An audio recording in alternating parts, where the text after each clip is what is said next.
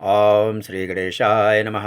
नमस्कार प्रिय मित्रों, मैं आपका ज्योतिष मित्र राजकिशोर पांडे। मेरे YouTube चैनल ज्योतिष सार में आपका स्वागत है। आप अपनी जन्म कुंडली का फलादेश करवाना चाहते हैं या अपने प्रश्नों के उत्तर जानना चाहते हैं, अपनी समस्या का समाधान जानना चाहते हैं तो आप हमारे इस मोबाइल नंबर पर संपर्क कर सकते हैं। साथ ही यज्ञ अनुष्ठान पूजा पाठ आदि के विषय में भी संपर्क कर सकते हैं। मित्रों, आज का विषय होगा न्यूमरोलॉजी और ज्योतिष, विज्ञान और ज्योतिष का तारतम्य क्या है।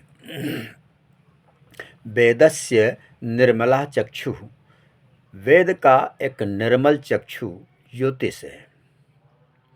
दृश्य और दृष्टा, जीवन में दो ही तो मार्ग हैं, श्रेयस और प्रेयस। प्रेयस वो है जो हमें प्रिय है और भोग विलास, और श्रेयस प्रेयस हमें प्रिय जो लगता है वह है जो हमें भोग विलास आदि में रुचिकर रखता है, और श्रेयस वो है जो खुद की पहचान बताना चाहता है कि हम कौन हैं, क्या हैं, जो किसी भी जीव योनि में संभव नहीं है। जड़ जीव पशु पक्षी में केवल मानव योनि में ही संभव है। मनुष्य योनि मिला ही इसीलिए है कि हम अपने को पहचानें, क्योंकि ये शरीर ही इसीलिए मिला है। इसका प्रयोजन क्या है? जीवन में जो कुछ कमाया है, क्या वो सब साथ नहीं ले जा सकते? क्या मृत्यु सब कुछ छीन लेगी या छीन लेती है? मेमोरी हमारी वास हो जाती है, फिर जन्म, फिर मृत्यु, फिर जन्म, फिर पहली क्लास से जीवन आरंभ। ये कितना बड़ा चक्र है। श्रेयस मार्ग ये बताता है कॉन्शियस मस्तिष्क में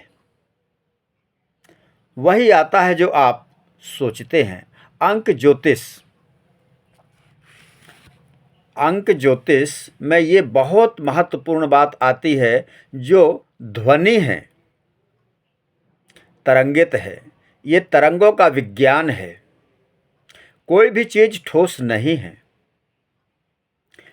एक सीमित अवधि निश्चित है हर चीज की। लोहा भी गल के पानी हो जाता है, पानी भी भाप बन के उड़ जाता है, अर्थात कुछ भी ठोस नहीं है। और पानी पिघलने के बाद वो वाष्पीकरण में भी चला जाता है। अंततः सूर्य जो आत्मा का स्वामी है, उसमें रश्मियाँ, स्पंदन है, जो कि विज्ञान भी यही अर्थ उत्पन्न करता है कि किसी चीज को जानना, विज्ञान ही वह है कि किसी चीज को जानना। ज्योतिष में महत्वपूर्ण तिथियां मानी गई हैं। तिथि का ज्ञान होना और उनके स्वामियों को जानना, यह इसका ज्ञान होना काफ़ी जरूरी होता है। ज्योतिष में प्रथम स्थान ही तिथियों का होता है, फिर दूसरा स्थान वार का होता है। और होरा शास्त्र का या होरा काल का सिंपल अर्थ यह होता है, कुंडली में जो होरा होता है, होरा का सिंपल अर्थ लग्न के साथ जो वर्ग कुंडलियां हैं, लग्न से होरा का संबंध द्वितीय भाव में होता है। कुंडली के जो 12 घर होते हैं, 12 स्क्वायर होते हैं, होरा का संबंध द्वितीय भाव से होता है, अर्थात दूसरे स्क्वायर से होता है। जो कुटुंब का है, वाणी का है, पढ़ाई का है, धन का है। लेकिन होरा की और बारीकी में जाया जाए तो मान लीजिए कि आपका जन्म रविवार के दिन सूर्य उदय से 1 घंटा पहले हुआ है, तो ये आपने सूर्य की होरा में जन्म लिया है। जो सूर्य की होरा है हर 8 घंटे में रिपीट होती है। यदि आपको अपने जन्म होरा का ज्ञान है तो होरा अधिपति के अंडरलाइन में शुभ कार्य या कोई भी कार्य जीवन के आरंभ करते हैं, स्टार्ट करते हैं तो आपको सफलता अवश्य मिलती है।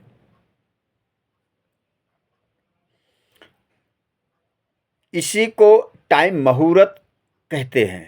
टाइम मुहूर्त का शोध जो किया जाता है वो सब इन्हीं बारीकियों को लेकर के ही किया जाता है। मित्रों, आपके संकल्प जरूर पूर्ण होते हैं इस प्रकार के मुहूर्त टाइम के माध्यम से कार्य को आरंभ करने के लिए ये टाइमिंग, होरा आदि की काफ़ी ज़रूरत होती है।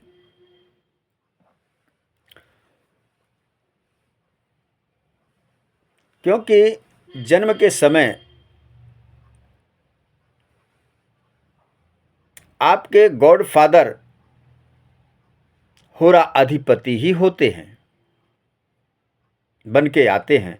होरा के बाद और भी बारीकी में जाया जाए तो ज्योतिष एक पुरुषार्थ की बात, ज्योतिष एक पुरुषार्थ की बात है।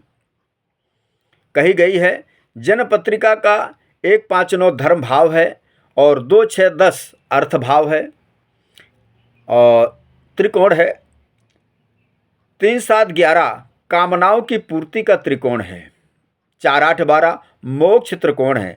अगर किसी की जन्म पत्री में 4, 8, 12 में ज़्यादा ग्रह हैं तो ये व्यक्ति श्रेयस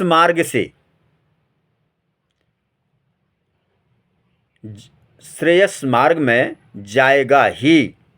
इसमें मोक्ष के मार्ग खुले हुए हैं। यदि 2, 6, 10 में ज़्यादा ग्रह हैं तो ये जातक अर्थ कमाने के लिए वैश्य वृत्ति का आचार्य होगा। और भी बहुत सारे सूत्र हैं मित्रों। आज तक के लिए मैं अपनी वाणी को यहीं विराम देता हूँ। आप सबको मेरा नमस्कार।